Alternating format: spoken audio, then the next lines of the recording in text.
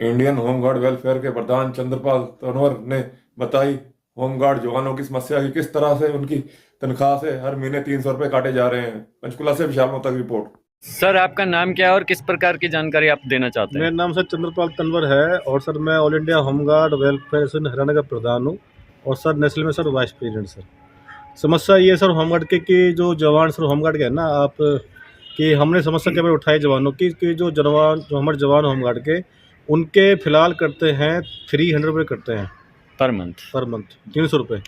उसमें से ये उस जवान को बदले में क्या देते हैं लास्ट में अब 1-1.5 साल से 31,000 रुपये मात्र।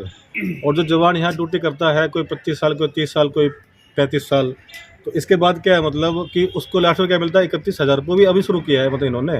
वो जो इतना फंड कटता है 300 रुपये, वो फंड मतलब जाता कहाँ है जवानों का।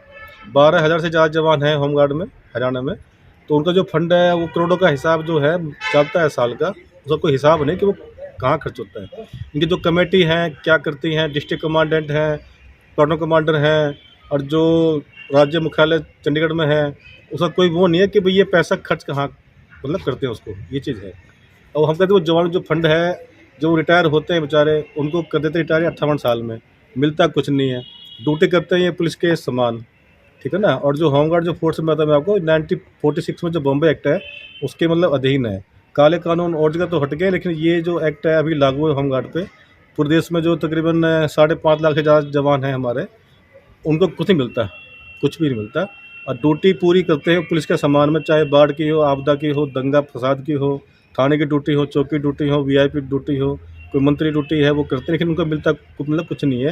हरियाणा मिलता सिर्फ 31,000 रुपये, बाकी राज्य में वो भी नहीं मिलता। तो सर अब आपकी क्या मांग है? सर मांग हमारी ये है कि जो फंड है वेलफेयर का वो मतलब या तो ना काटा जाए, अगर वो काटा जाता है तो जवानों को जो है वो पैसा जो भी है ब्याज लगा के वो उनको दिया जाए। दूसरा ये कि जो मेडिकल का जो लाभ है वो नहीं मिलता। अभी हमारे एक साथी शहीद हुआ है मतलब झारखंड में, और है वो मानका गांव का मतलब जिला पंचकुला का।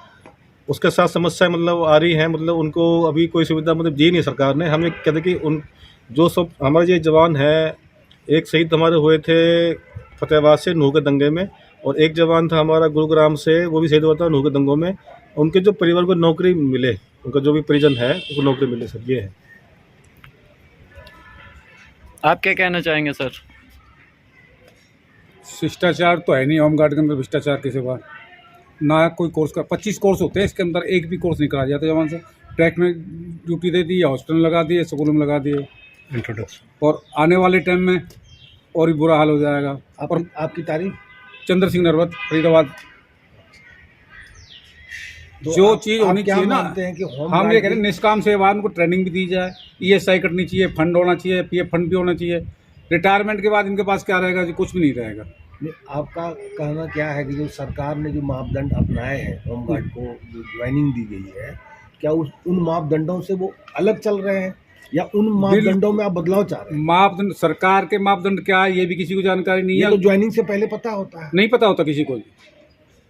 ये एक निष्काम सेवा में है कि वो ज्वाइनिंग से शुरू से ही वो गुमराह करते हैं होमगार्ड में जिसकी भी बहाली 5 लाख तक की भर्ती में लेते हैं, इनरोल करते हैं। अच्छा। परमानेंट भर्ती होता नहीं, 2016 से तो बंद है सारी भर्ती, कोई है ही नहीं। ये कहते हैं हम तो इनरोल करते हैं, भर्ती नहीं होती है। एक परमानेंट डिपार्टमेंट अलग है इसमें, और प्राइवेट जिस तरह से निष्काम सेवा में जो आते हैं वॉलंटियर, वो अलग से हैं।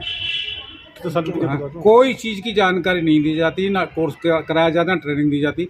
इसके अंदर मैं खुल के बता रहा हूँ, 25 कोर्स मेरे को बताए गए थे।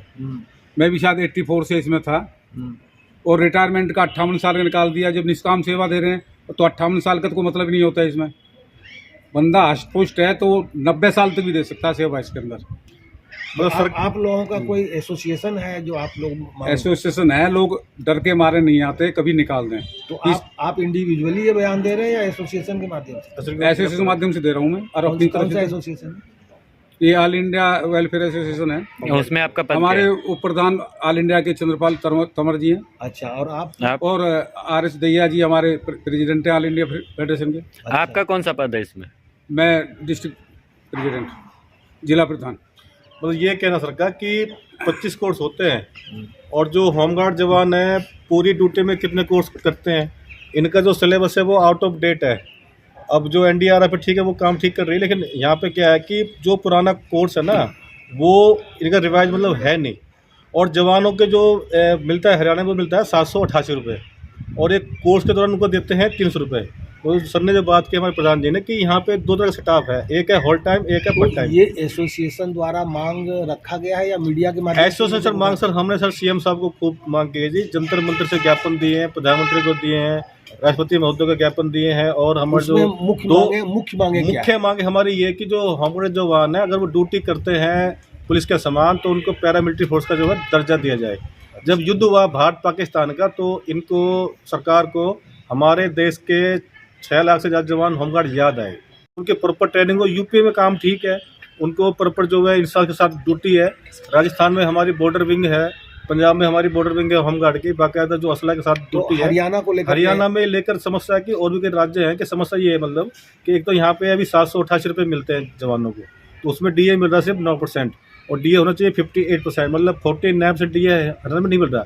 जबकि यूपी है और जैसे हिमाचल है और क्या कहते हैं पुडुचेरी है, दिल्ली है, ये 58% मतलब डीए जो है दे चुके हैं कुछ राज्य। और हरियाणा इतना गरीब है कि वो अपने होमगार्ड सिर्फ दे चुका है, सिर्फ दे रहा है 9% डीए। तो क्या हरियाणा के होमगार्ड को लेकर के एसोसिएशन ने इस तरह का कोई मांग किया है सरकार से? हमने सर जो भी है हमने पूरे इंडिया की मांग की है। हमने माननीय मुख्यमंत्री स्वयं जो सैनी साहब है उनको ज्ञापन काफ़ी दे रखे हैं और मीडिया में हम खूब बोलते हैं, लिखा भी है हमने सरकार को कि जो डीए, लेकिन जो राज्य जो मुख्यालय है हरियाणा का सत्ता चंडीगढ़ में, वो एक अड्डा है भ्रष्टाचार का।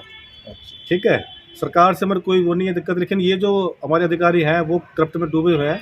ऐसे आप केस उठाओगे तो ऐसे बहुत सारे केस है कि रेड हैंड मतलब पकड़े गए हैं, चाहे वो रोहतक हो या सिरसा हो या फतेहाबाद हो, ऐसे कई जगह मतलब पकड़े गए हैं जो करप्शन में मतलब ड्यूटी जो है ऐसी दी जाती है कि उनसे पैसे लिए जाते हैं ड्यूटी पॉइंट के। जैसे नाका पॉइंट है, ये पॉइंट है, रोस्टर जो है काम नहीं करता।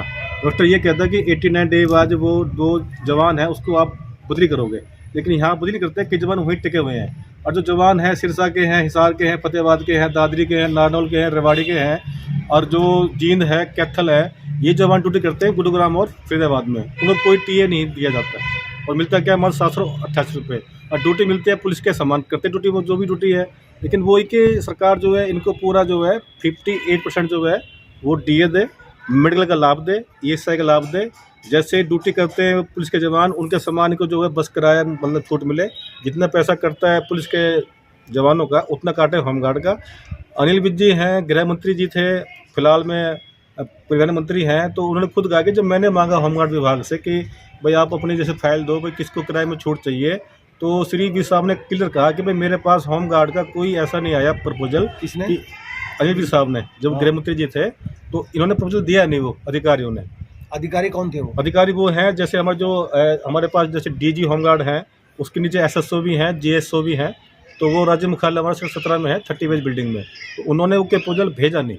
अब डीए मिलता है 9% मात्र, तो जो बेसिक पुलिस का मिलता है कांस्टेबल का, तो सुप्रीम कोर्ट के प्रॉपर वो ऑर्डर हैं, उसमें यह कि भाई आप इनको एटलीस्ट जो है जो उनका बेसिक पे वो मिले। तो यहाँ पे 21,700 बनता है बेसिक पे, तो उसमें फिर बुरे बनते हैं 723 रुपये पर डे के हिसाब से बेसिक का।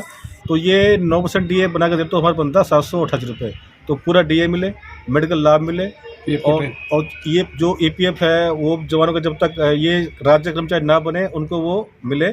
मेडिकल जो है यहाँ से टाप जो कॉल आउट है, कॉल ऑफ है, उनको ड्यूटी मिले, और जो रोस्टर जो 45 में खामियां वो ठीक रहे। और जो भी भ्रष्टाचार के मामले ना, जैसे वर्दी के घोटाले हैं, वो वर्दी इन्होंने खुद ली है, पुलिस के जवानों का जो वर्दी का मतलब जो पैसा है उनके खाते में डालते हैं वो, ठीक है ना, और इन्होंने वर्दी खुद खरीदी।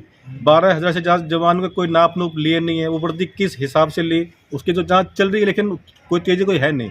हम सरकार से मांग करते हैं कि जो ये मामले हैं भ्रष्टाचार के, चाहे वर्दी घोटाला है, चाहे वो रोस्टर की जो खामियां हैं, और जो ये 2 तरह का जो स्टाफ है होल टाइम पार्ट टाइम, ये ख़त्म हो, इनको मतलब प्रॉपर करें, मतलब जो रेगुलर करें। हरियाणा में टोटल आपके एसोसिएशन से कितने जुड़े हुए हैं होमगार्ड? सर हमारे इसमें तकरीबन जुड़े हुए हैं 9,500 से ज़्यादा अच्छा फिलहाल, और जवान लेकिन जुड़े हुए हैं, लेकिन आगे बहुत कम आते हैं, क्योंकि वो खतरा है कि अगर वो कुछ बोलेंगे मीडिया में तो वो कहते हैं कि अनुशासनहीनता की है आपने, जब खुद ही अनुशासनहीन है।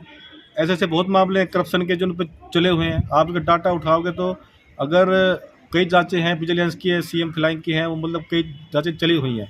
गलत भर्तियों की जांचें हैं, वर्दी के कपड़े हैं, खरीदारी है, बहुत मतलब घपला है। मामले कई कोर्ट में भी चल रहा है। कई मामले कोर्ट में है, जैसे जो लोकायुक्त है वहाँ पे कई मामले हैं, हाई कोर्ट में मामले हैं। ऐसा कोई जिला नहीं कि जहाँ पे मामले ना हो भ्रष्टाचार के। ये जवानों को वो बनाते हैं ढाल और अपने करते हैं भ्रष्टाचार। EPF कटना बहुत जरूरी है। बोल दिया।